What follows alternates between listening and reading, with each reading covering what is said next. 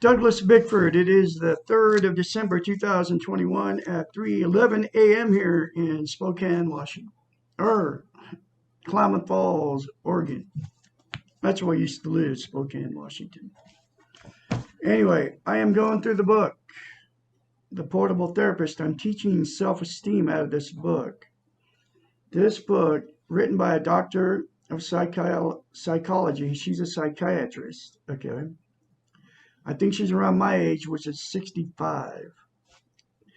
But I'm teaching self-esteem out of this book, okay?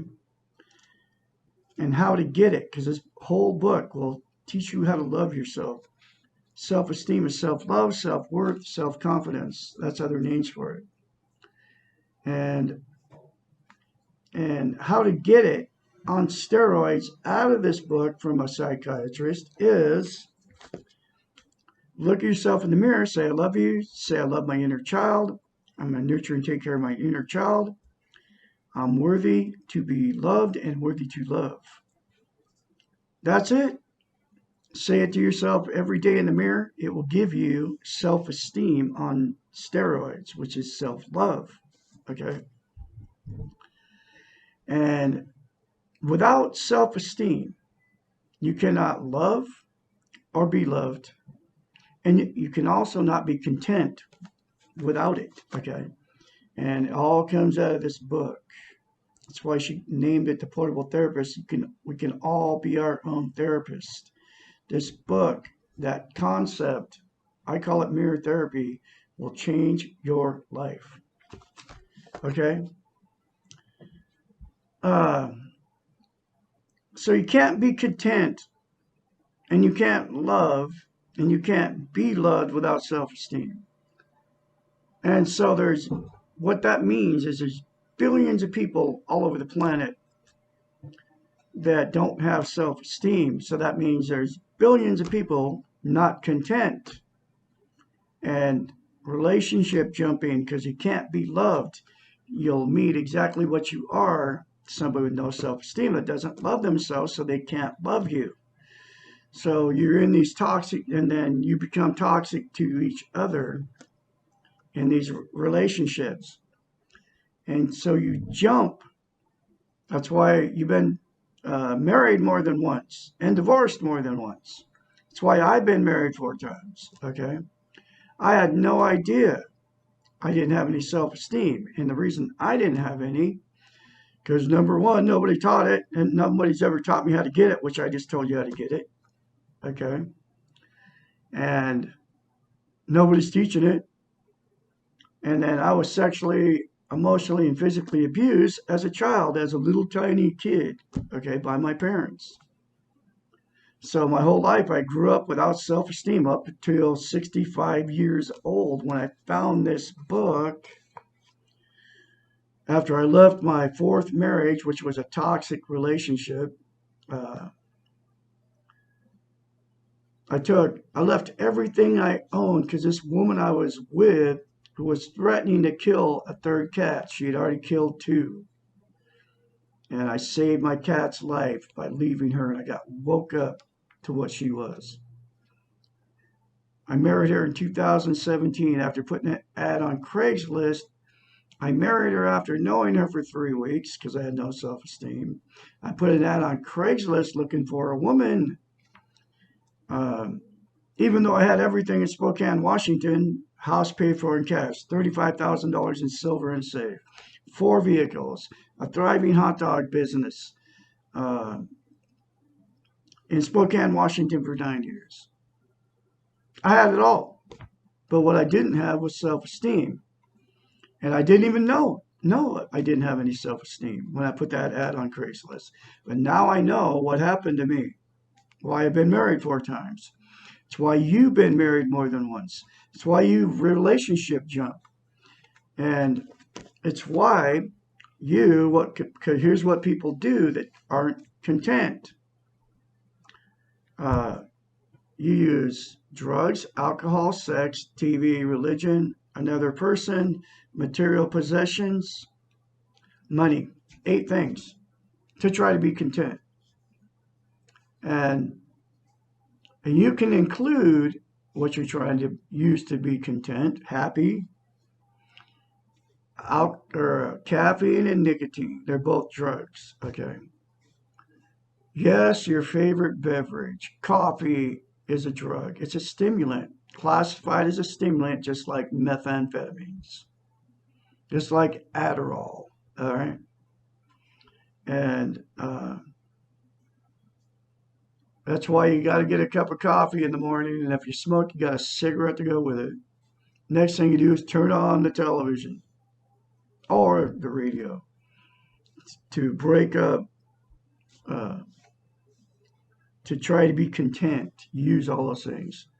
Yeah, TV is a thing you try to use your drugs, alcohol, TV, religion, sex, material possessions, other people, and money. 8 things. And you all know what I'm talking about out there. You're all doing it. I don't do any of that stuff anymore. I don't even watch TV anymore. Because I don't have to. I'm content from inside because it's the only way you can be content. None of those things will work for you. It's like when you buy a new car, right? After you've had it for, takes a little while, it makes you happy at first, but then it doesn't. Then you're not happy with it anymore. That's why people trade in their cars. Same thing with a house. People buy a house and they're not content. It makes them happy for a while, but then that house doesn't make them content anymore. It's a material possession. It's called externals. And all this comes out of this book. Okay. None of those 8 things will ever make you content. They're externals. But you have it inside you to be content. And those 3 things in the mirror to yourself daily, without fail, will make you content inside. And here's the thing about mirror therapy. That's what I call it. You cannot lie to yourself in the mirror. So it's very easy for you to say, and 100% of the people, when they get in front of a mirror, when you're shaving or put your makeup on or whatever, you're criticizing yourself. It's very easy to criticize yourself. But because that's what you believe about yourself. But you never say good things about yourself when you're in front of a mirror. You never do. And I can say that I used to do the same thing. But you think about it. Would you just say you got a brand new love relationship with the woman you're in love with, or the man you're in love with, or the partner you're in love with, right? And you just got in this relationship and you're falling in love with them. Would you ever say anything bad to them when you're in that phase of trying to, make that person love you? Would you? Would you ever say anything negative to them? I'm talking about when you first meet them, okay? When the newness it's all brand new and you're all excited. Would you ever think about saying anything bad to them? No, you wouldn't, okay? Because you want them to love you, okay? But you will criticize yourself, okay? In front of a mirror, okay? What it means is you don't love yourself, okay? But you can change all that by saying the 3 things to yourself in the mirror. That's it. It's that simple. And that's another reason I'm teaching it, because number 1, it saved my life, okay? Mirror therapy gave me self-esteem on steroids. And you have to continue to say it, okay? And I say it every day. I'll say it right now. I love Douglas Bickford. I love my inner child. I'm worthy to be loved and worthy to love. Less than 10 seconds, folks, will change your life, okay? And when I first did it, when you first do it, you'll have to force yourself to do it because you don't believe it, okay? So anyway, number 1, it changed my life. And it's been happening since February of 21. I started doing that. As soon as I read it in this book, and it all comes from this psychiatrist. As soon as I read that, I did it. Okay, but I had to force myself to do it because I didn't believe it one iota. But now I can confidently say it, and that's why I'm confidently spreading her message. I'm her messenger. Okay, out of this book because she's nowhere to be found, and she was a therapist and a counselor for many years. Okay, I think, like I said, I think she's around my age. I mean, even overseas, and she actually worked for the government as a therapist. Okay, so she knows what she's talking about. She knows the brain. Uh, anyway, the other reason I do it is because number one, nobody's teaching it. Number two, nobody's teaching how simple it is. And number three, uh, nobody's telling you. Nobody's telling you how to get it. Absolutely nobody. And I just told you how to get it. Okay? And I'm going through this book one chapter at a time. I have been since 19 February 2021 when I put up the first chapter. And this is my fourth time going through the book, and I'm going to keep doing this because nobody's doing it. All over YouTube, you never hear it. People don't talk about self-esteem. It's a taboo subject. Why is that? And this book talks about our training that we've received our whole life from the TV now. And she wrote the book in the 80s before social media was ever even there. So it's TVs and radios and newspapers then. Now it's TVs, radios, and newspapers, Facebook, YouTube, all the social media, TikTok, all of them. Instagram, millions of social media websites out there. Okay. So now they're training us even better, okay, to not have self-esteem. And she talks about that in this book. I've always believed that about the television anyway, ever since the 70s. You could feel it. You turn the TV on to make yourself feel better, to take yourself out of the reality of what we live in. We are born in pain, we die in pain, we're surrounded by pain. It's part of the reality of life. Okay. And that's the way it is. And all of us are imperfect. Anyway, this is chapter 40, and I can be your mentor when you start going through the change, and you will if you do that to yourself, Naveer. 458-232-5238. That's my phone number. Now, this is chapter 40. How can I stop the pain? Part of that thing we live in. As just mentioned, parenting your inner child will stop the pain of the past. But what about your present pain, the pain that you are experiencing right now?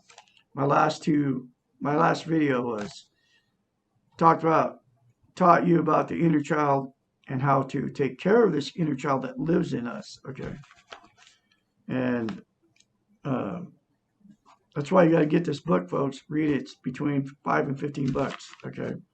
It will change your messed up life. Pain that works for us, natural pain, always has an end.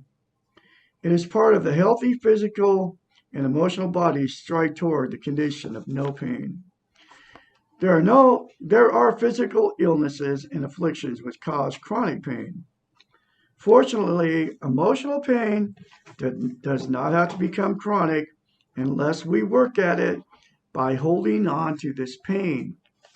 I've been reeling from the pain for 13 months after I left her, 2nd November 2020. Reeling from the pain of that, but you have to accept the pain, and you have to go through it. You can't mask it. Drugs, alcohol, sex, TV, religion, another person, money, any of that stuff. And a lot of you are masking all that pain, okay? You stuff it. Never talk about it. And then it only gets worse because masked pain never leaves. Fortunately, emotional pain does not have to become chronic unless we work at it by holding on to the pain, and that's, you're not talking about it. And there's billions of you on the planet doing this right now.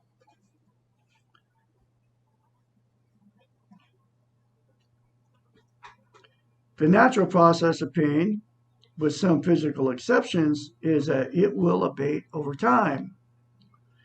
Acceptance of the pain and awareness of the pain while it is occurring is called righting the pain. Also, help alleviate the pain as quickly as possible.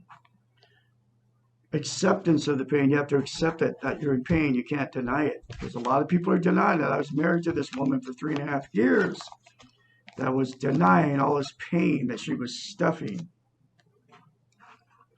There's always a reason for natural pain. Something has happened to you, something traumatic, and it hurts.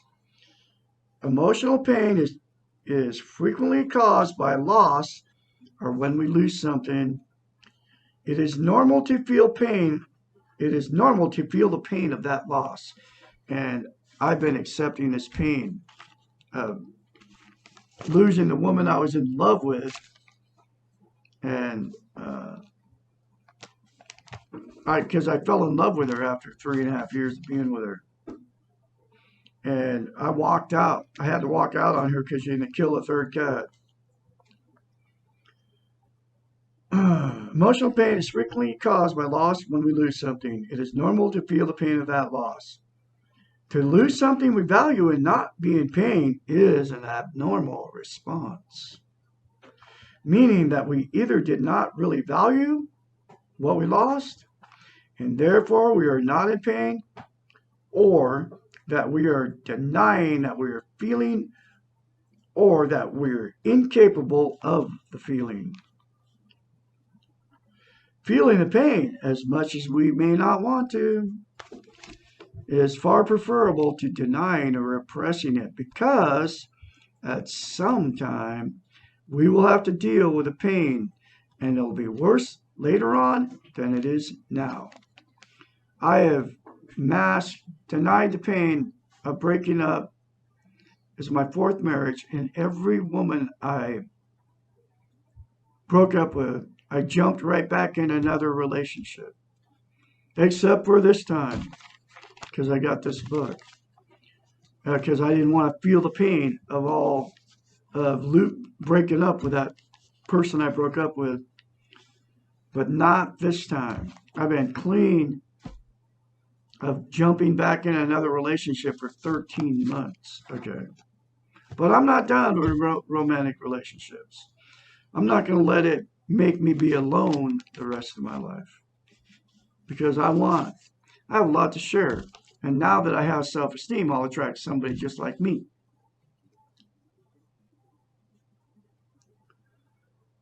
Let's see.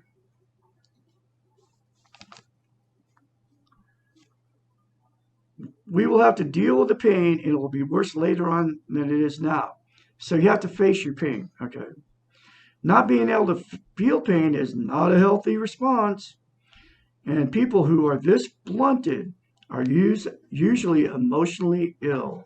And I think that the woman I was with is emotionally ill because, I don't know if she couldn't feel it.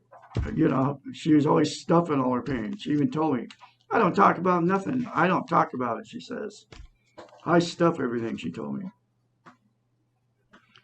Pain is a great equalizer. All humans know pain because it is part of the process of living. Pain is also a great teacher. It teaches us patience and humility and empathy towards others. It teaches us that we are alive, and it puts life in perspective. When we are in real pain, we know how unimportant are most of the things that we worry and fret about. We can learn to value the times when we're not in pain. Even so, most of us would prefer not to be in pain, and we'll expend a great deal of energy trying to avoid it. Some people, however, get hooked on pain. They use it to get attention, to have their needs met, to feel less lonely. and to feel more alive. This pain is what I call unnatural pain. Long after it would naturally abate, the pain is still there and it is being used for secondary gains. This can become a very sick process, and pain addicts need professional help in order to let go of their pain.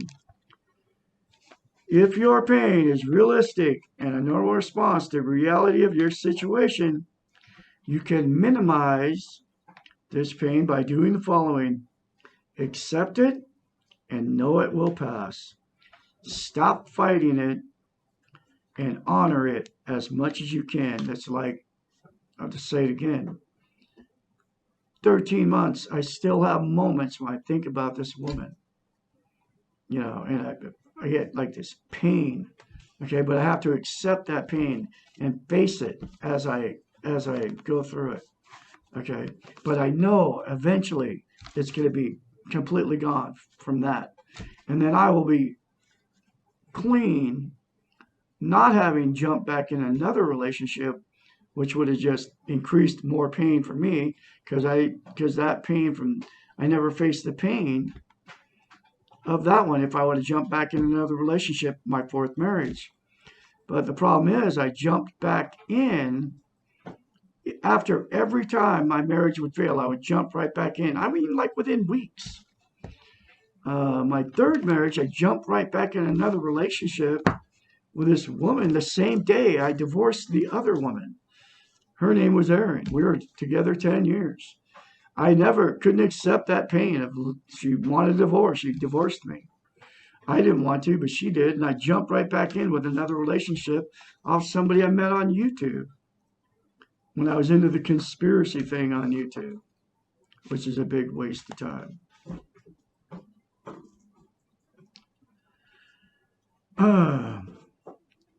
When we are in real pain, we know how unimportant are most of the things we worry and fret about. We can learn to value the times when we're not in pain. Even so, most of us would prefer not to be in pain, and we will expend a great deal of energy trying to avoid it. Some people, however, I read all that.